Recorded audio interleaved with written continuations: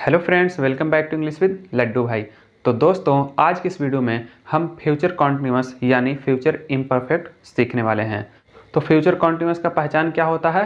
रहा होगा, रही होगी, रहे होंगे। मतलब किसी भी वर्ब में, एक्शन में रहा होगा, रही होगी, रहे होंगे लगा हुआ रहता है, वो फ्यूचर कॉन्टिन्यूअस कहलाता है। जैसे वह पढ़ रहा होगा, पढ़ना एक वर्ब है, एक्शन है, ठीक है। तो वह पढ़ रहा होगा यानी ये फ्यूचर कॉन्टिन्यूअस हो जाएगा, ठीक है। इसके अलावा वह पढ़ता रहेगा, ता रहेगा, ती रहेगी, ते रहेंगे भी फ्यूचर कॉन्टिन्यूअस का ही पहचान होता है। क्योंकि अगर मैं ये बोलूँ कि वह पढ़ता रहेगा तो मतलब पढ़ने का जो काम रहेगा फ्यूचर में जारी रहेगा, कंटिन्यू रहेगा, इसलिए ये सेंटेंस भी फ्यूचर कॉन्टिन्यूअस का ही होगा, ठीक है। तो चलिए पहचान देखते हैं। तो हेडिंग वही है, फ्यूचर कॉन्टिन्यूअस या फिर फ्यूचर इम्परफेक्ट टेंस, ठीक है। और पहचान क्या है? वर्ब प्लस रहा होगा, रही होगी, रहे होंगे, या फिर वर्ब प्लस ता रहेगा, ती रहेगी, ते रहेंगे, ता रहूँगा या फिर ते रहोगे। इस तरह का किसी भी सेंटेंस के आखिरी में अगर मिल जाएगा तो हम समझ जाएंगे कि ये सेंटेंस फ्यूचर इम्परफेक्ट है यानी फ्यूचर कॉन्टिन्यूअस है, ठीक है। वही चीज़ यहाँ पे आइडेंटिफिकेशन में लिखा हुआ है इंग्लिश में, it shows the action will be continue. मतलब एक्शन जो रहेगा, काम रहेगा, वो कंटिन्यू रहेगा, जारी रहेगा, ठीक है। तो ये फ्यूचर कॉन्टिन्यूअस कहला जाएगा। और अफर्मेटिव का स्ट्रक्चर यहाँ से यहाँ तक है, नेगेटिव का स्ट्रक्चर यहाँ से यहाँ तक है, ठीक है। और इंट्रोगेटिव का भी स्ट्रक्चर मैं लिखा हूँ, 3 स्ट्रक्चर लिखा हूँ। तो पहला हम 3 सेंटेंस जो लिए हैं वो अफर्मेटिव पे है, ठीक है।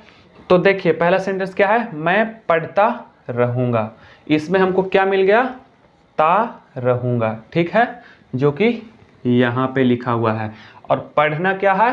वर्ब है, ठीक है। तो मैं पढ़ता रहूँगा यानी ये फ्यूचर कॉन्टिन्यूअस का है, ठीक है। तो इसको बनाएंगे कैसे?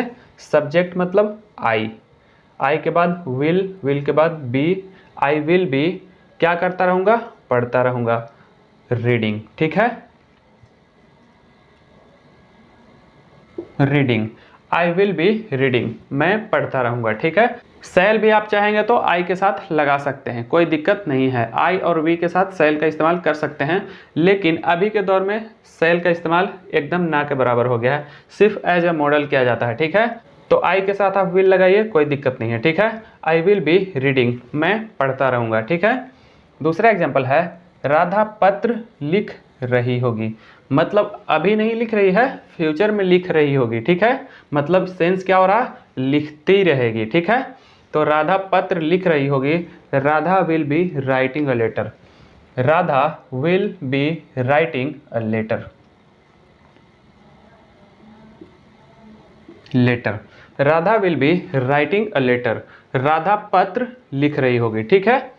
तीसरा एग्जाम्पल क्या है? वह कल खेलता रहेगा।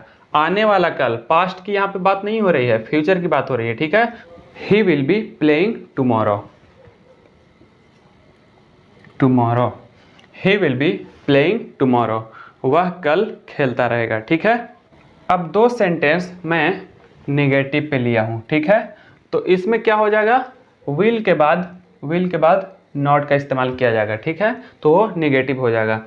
तो पहला सेंटेंस क्या है? वह यहाँ नहीं आ रही होगी, she will not be coming here, she will not be coming here, ठीक है, here, she will not be coming here, वह यहाँ नहीं आ रही होगी, ठीक है। दूसरा एग्जाम्पल है, हम लोग स्कूल नहीं जा रहे होंगे, we will not be going to school, we will not be going to school, ठीक है, school, we will not be going to school, हम लोग स्कूल नहीं जा रहे होंगे, ठीक है।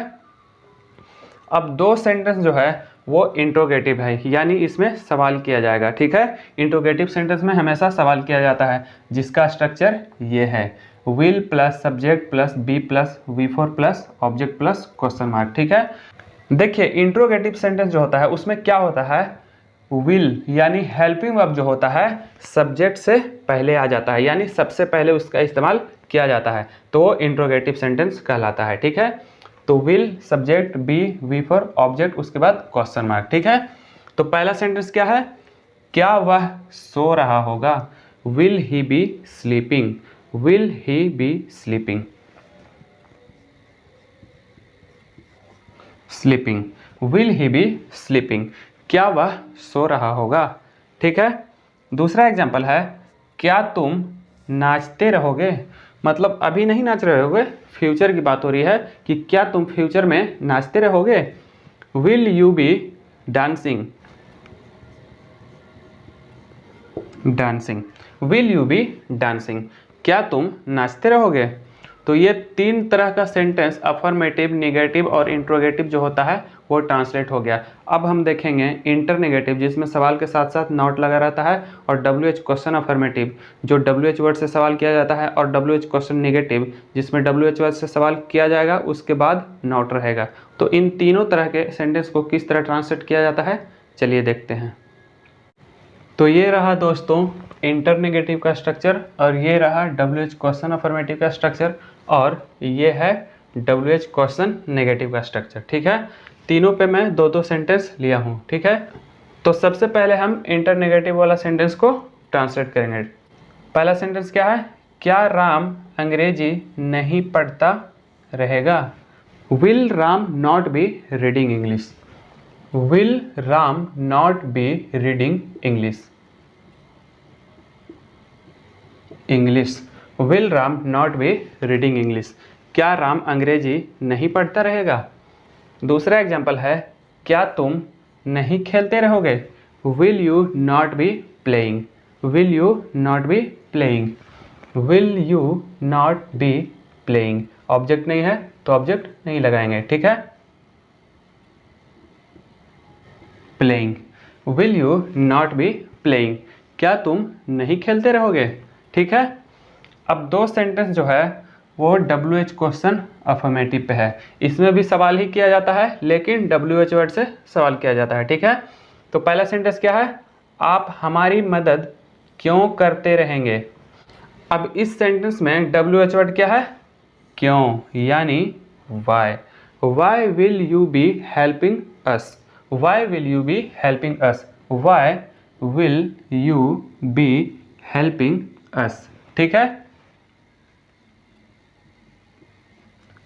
Us, why will you be helping us, आप हमारी मदद क्यों करते रहेंगे? ठीक है, दूसरा एग्जाम्पल है, वह कैसे हंसता रहेगा?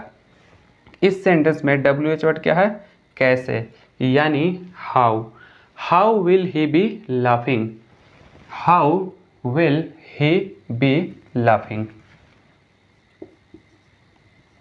Laughing, how will he B laughing, वह कैसे हंसता रहेगा? ठीक है, अब दो सेंटेंस जो है वो WH क्वेश्चन नेगेटिव पे है, इसमें भी WH वर्ड से स्टार्ट होगा लेकिन नहीं रहेगा। ठीक है, यानी नेगेटिव सेंटेंस रहेगा। ठीक है, तो पहला सेंटेंस क्या है? वह क्या नहीं खा रहा होगा? What will he not be eating? What will he not be eating? Eating, What will he not be eating? वह क्या नहीं खा रहा होगा। ठीक है, लास्ट एग्जाम्पल है, तुम कैसे नहीं सुन रहे होगे? How will you not be listening? How will you not be listening? How will you not be listening? Listening, how will you not be listening, तुम कैसे नहीं सुन रहे होगे?